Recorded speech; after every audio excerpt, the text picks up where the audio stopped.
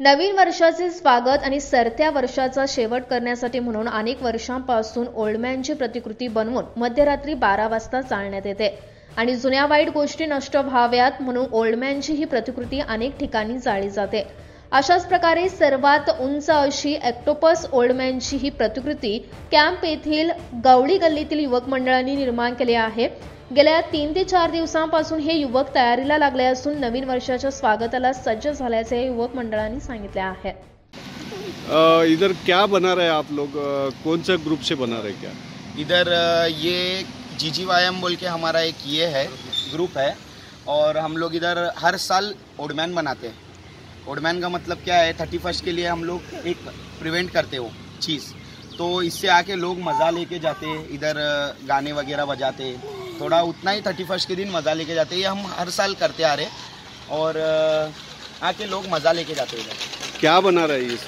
ये सस्पेंस है, ये बोल नहीं सकते, आपको 31st को ही आके देखना पड़ेगा क्योंकि अभी बोलेंगे तो मज़ा नहीं रहेगा देखने के लिए। कितना हाइट है उसका? ये 22 फुट का है टोटल। हाँ। और इसका जो खर्चा है 20 से 25 हज़ार तक है और वो जो है हम सब ग्रुप मिलके कंट्रीब्यूट करके करते हैं। कितने दिन से बना रहे? ये हम लोग कैसा है, हमारे मतलब ये 4-5 दिन जैसा ही 31st को रहते हैं हम लोग स्टार्ट करते बनाने का।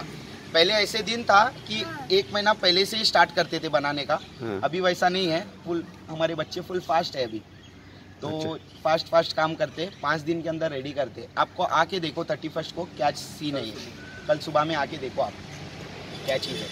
आपका नाम? मेरा नाम अब्दाल है और हमारी जो ग्रुप है वो उसका नाम जीजीवायम है।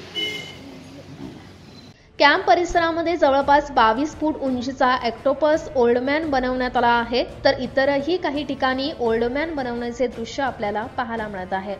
Mahadev Pawar, KNN city news, Belgaum.